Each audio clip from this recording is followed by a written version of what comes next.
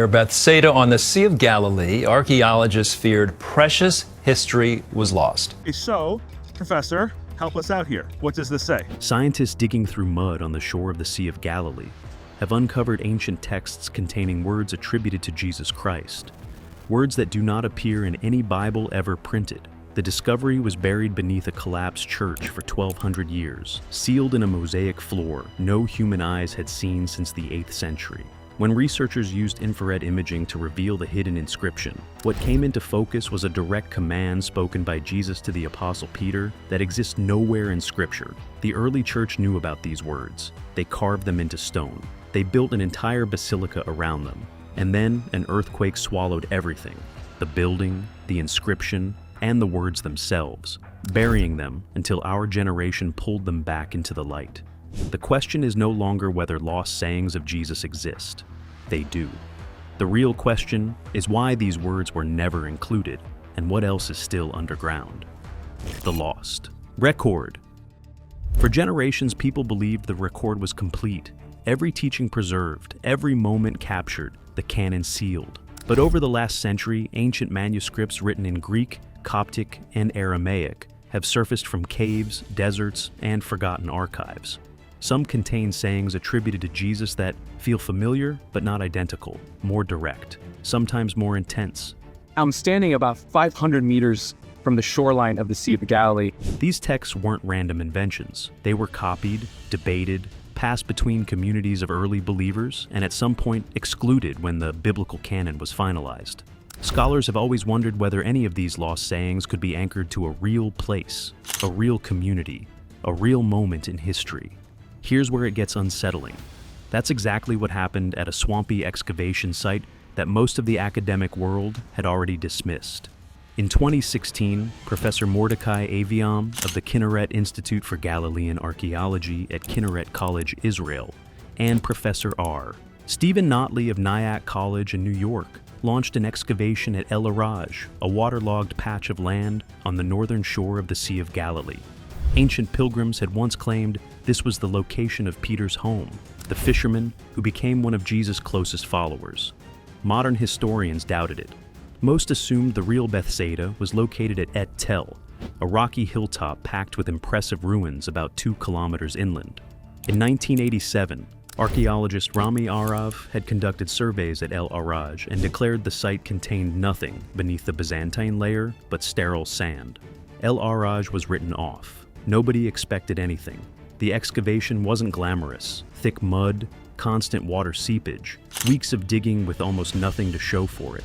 Then a shovel hit stone. This is not just some kind of impoverished little village. Not loose rock, not debris, solid construction. Slowly, straight walls appeared, clean angles, careful design. As more earth was removed, the curved shape of a church apse came into view. They had uncovered a Byzantine basilica nearly 1,500 years old, measuring roughly 27 by 16 meters, its outer walls preserved up to a meter high. The interior had been deliberately filled with dirt at some point, which inadvertently preserved everything beneath it. When they washed away the soil, color emerged, a detailed mosaic floor, reds, blues, gold, almost perfectly intact. The mud that hid it had actually protected it. Aviam later told reporters he could barely believe what he was seeing. A church of this scale, in this location, buried in complete silence for over 1,000 years. And the 8th century Bavarian Bishop Willibald had described visiting a church exactly like this at Bethsaida, one built over the house of Peter and Andrew. This matched his account perfectly. But here's the detail that changed everything. The church hadn't been built on empty ground. It stood directly over something older, a structure from a much earlier time. Beneath the Byzantine floor, the team found 1st century walls, which means early believers may have marked this location as sacred long before official church authorities ever organized Christianity into what we now recognize. Now, think about what that means. If early followers went to such lengths to preserve a place connected to Jesus, what about his words? What was remembered, repeated, protected, but never included in the final version of the Bible? Because what lies beneath that church floor doesn't just point to a building. It points to a layer of history that suggests something was preserved, and possibly left out. Before we reveal what the inscription actually says, hit like and subscribe, because most people don't even know this discovery exists. Capital of the Apostles. To understand why this mosaic shook the archaeological world, you need to understand where it was found. This wasn't Jerusalem, this wasn't Nazareth. This was Bethsaida. If you know the Bible, that name should stop you cold. Bethsaida was the hometown of Peter, Andrew, and Philip. It was where Jesus healed a blind man. It was where the feeding of the 5,000 took place. In many ways, it functioned as the operational center of the early apostolic movement. The Jewish historian Josephus recorded that Herod Philip transformed this fishing village into a small Greco-Roman city called Julias around 31 CE, confirming its importance during the exact period of Jesus' ministry. But Bethsaida is also known for something deeply unsettling. It was one of only 3 cities that Jesus openly cursed. So this is what left from the main inscription in front of the bema of the church. In the Gospel of Matthew, Jesus condemns Bethsaida, saying, "Woe to you," rebuking the city for witnessing miracles, yet refusing to change its ways. He warned it would be brought down to Hades, and history suggests that's exactly what happened. By the 4th century, Bethsaida had become a ghost town. It vanished from maps. Roman writers stopped mentioning it. For nearly 2,000 years, no one could agree on where it actually stood. Et Tel had impressive ruins, but sat too far from the water to make sense as a fishing village. El-Araj was on the shoreline, but had been dismissed as empty. Entire academic careers were built around proving one site right and the other wrong. Then the church was discovered, and everything changed. When Aviam's team dug beneath the Byzantine mosaic floor, they hit a layer of destruction. Beneath the church were Roman-era homes, not elite villas, not administrative buildings, fishermen's houses. The team uncovered lead net weights, fishing hooks, and coins dating back to the 1st century. Professor Notley, who had first proposed that El-Araj could be Bethsaida based on his work as a historical geographer, reportedly went quiet when the 1st century evidence came up. A fishing village active during the exact years Jesus was alive. This was the confirmation scholars had been waiting decades to find. Pay attention to this next detail. The way this church was constructed tells a story not of chance, but of obsession. The Byzantine builders didn't place the basilica randomly. They positioned it with extraordinary precision, centering the entire structure over the remains of one specific house. In the ancient world, you didn't erect a massive church over an ordinary fisherman's home unless that place carried deep significance. The architects of the 5th century built a protective wall around the original room. They treated the dirt floor of the old house not as rubble, but as a sacred object. Aviam himself drew the comparison to Capernaum, where a Byzantine octagonal church was constructed directly over what tradition called Peter's house there. The same pattern, the same reverence, the same obsessive need to mark the exact spot. Peter was born in Bethsaida, but he moved to Capernaum because his wife was from there, Aviam explained. Both homes were memorialized. Both were sealed beneath churches. Except at El-Araj, a written message was embedded into the floor, and what it said made the team fall silent. Byzantine Code. As conservators carefully cleaned the mosaic in the church's diaconicon, the service room on the south side of the apse, Greek letters began to emerge from inside a circular medallion framed by 2 lines of black stones. I mean, look at this. It's extraordinary. The entire inscription is here. Roughly 1.2 meters in diameter. Professor Leah D. Segni of the Hebrew University of Jerusalem and Professor Jacob Ashkenazi of Kinneret College were brought in to translate the text on site. The inscription opens with a name, Konstantinos, the servant of the Messiah, a donor, nothing unusual for a Byzantine church dedication. Then came a blessing for his sons, Georgios and Theophanes, and a reference to establishing the diaconicon, standard dedication language, the kind of thing you'd expect to find in any church of this period. But then the tone shifts.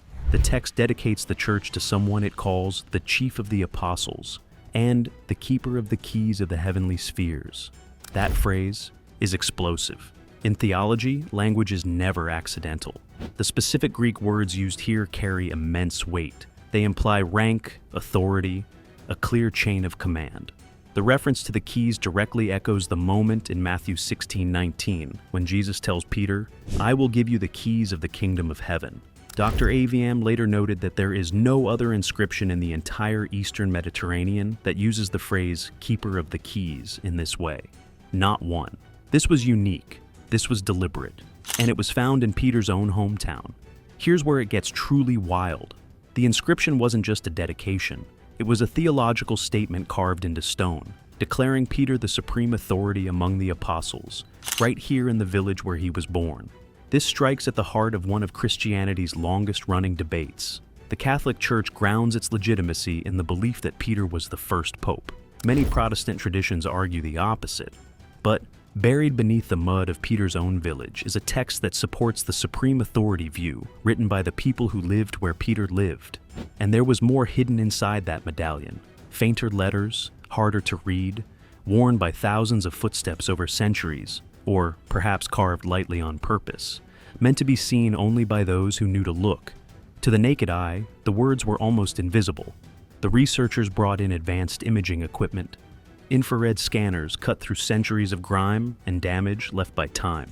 When the enhanced images appeared on screen, the tent went quiet. What they were seeing was a continuation of the inscription, and it wasn't a standard biblical quotation. It was a variation, a deviation. Possibly an earlier version of something that was later edited, or possibly something that was never included at all. The words were written as direct speech, attributed to Jesus himself, spoken to Peter, and they hinted at something no one expected. The preparation of the heavens. Once the imaging was processed, linguists carefully reconstructed the broken letters hidden within the faint inner ring of the medallion. Piece by piece, a sentence emerged. It read something close to this: "Guard my house, for I go to prepare the heavens." Stop. Read that again. In the Gospel of John, Jesus tells Peter to feed my sheep. In Matthew, he calls him the rock on which the church will be built. In Jewish tradition, you come up to the bima, you come up to the raised platform for the reading of the Torah. But nowhere in the accepted New Testament does Jesus ever tell Peter to guard my house. That phrase does not exist in any canonical text. And then there's the second part. We're familiar with a similar verse from John 14. "I go to prepare a place for you." But this wording is different. It doesn't say a place, it says the heavens. And that difference matters enormously. It suggests a division of responsibility. Jesus is departing to prepare what comes next, while Peter is left behind as a kind of watchman over what remains. Not an administrator, not a manager, a sentinel, a protector. Now think about where this inscription was found. The church was built directly over a house, Peter's house. What if the ancient tradition wasn't just that Peter lived here? What if the tradition said that Jesus explicitly told him, "Stay here, protect this place, this is the anchor point"? What if "guard my house" wasn't a metaphor at all? That idea fits with something scholars call the agrapha, sayings attributed to Jesus that survive in ancient texts but never made it into the Bible. Dozens exist scattered across early Christian literature, in Coptic Gospels, in the writings of church fathers, in fragments pulled from Egyptian trash heaps at Oxyrhynchus. Most have been treated as curiosities. But finding one permanently carved into the floor of a major pilgrimage site changes the equation entirely. It means the people of Bethsaida remembered something the gospel writers chose not to record, or couldn't, or weren't allowed. 2. The phrase "guard my house" also reshapes how we understand Peter's role entirely. In early Christian belief, sacred places weren't peaceful by default. They were battlegrounds, locations thought to attract spiritual opposition, places where unseen forces pushed back hardest. Demons, according to early tradition, were believed to despise holy ground. So, when Jesus tells Peter to guard the house, it may not have been symbolic. It may have been an assignment that went far beyond preaching or leadership. A spiritual duty rooted in protection, a command to hold the line. And if you extend the logic further, it raises a question that some scholars have quietly explored for years. Why this place? Why would preparing the heavens require a specific physical location on earth to be guarded? To answer the question, the one thing that they're missing in this is that there are no doors. What if Bethsaida was understood as something more than a village, as a kind of threshold, a point where two realms were believed to overlap? After all, look at what was said to happen here. The blind regained sight. Thousands were fed from almost nothing. Jesus walked on water, openly defying natural law. It almost reads as if the normal rules of reality were thinner in this place, as if the boundary between the physical and the spiritual was more permeable here than anywhere else. Maybe guarding the house was never about a building. Maybe it was about guarding a boundary, the forgotten gate. That idea connects with certain ancient Gnostic writings that were later rejected by the early church. Many of those texts describe guardians assigned to watch over thresholds between heaven and earth. The Gospel of Thomas, discovered at Nag Hammadi in 1945, contains sayings attributed to Jesus that echo this concept of hidden knowledge and protected boundaries.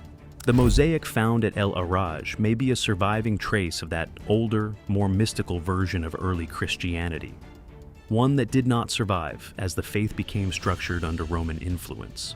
The cosmic interpretations were pushed aside in favor of organized leadership and doctrine. But here, beneath the mud, one fragment remained. One sentence the institutional church never canonized, but that a local community of believers refused to let die. This discovery also changes how we see the apostles. Instead of viewing them only as teachers, we might consider that they believed they were part of something much larger. Peter was not just a fisherman turned leader. According to this inscription, he was left behind with a responsibility to guard something while Jesus departed. The ascension may not have been only a farewell. It may have been a departure that required someone to remain and protect what was left behind.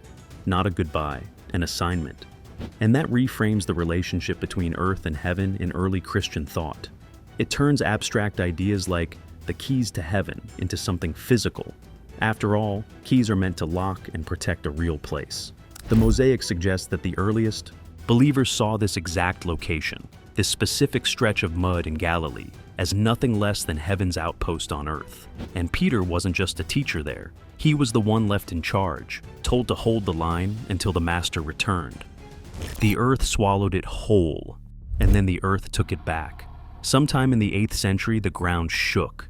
Not a minor tremor, a catastrophic earthquake that rolled through the Galilee with enough force to collapse walls that had stood for 300 years. Picture it. The mosaic cracked down the center. Columns buckled and fell sideways. The roof came down in a roar of dust and stone, slamming into the floor that held those words. Candle smoke and plaster dust hung in the air for hours. And then, silence. The kind of silence that swallows everything. In the weeks and months that followed, the Jordan River's floods carried silt and mud over the wreckage. Layer after layer, season after season. Within a generation, the church had vanished entirely. Grass grew over the rubble, water pooled above it. The swamp sealed the building like a tomb. Centuries later, crusaders built a sugar factory directly on top of the buried walls, without ever knowing what lay beneath them. You've excavated most of the walls, the outside walls of the church, and there's still no door. Not yet. They had no idea they were standing on a message. No one came to dig it out. No one rebuilt.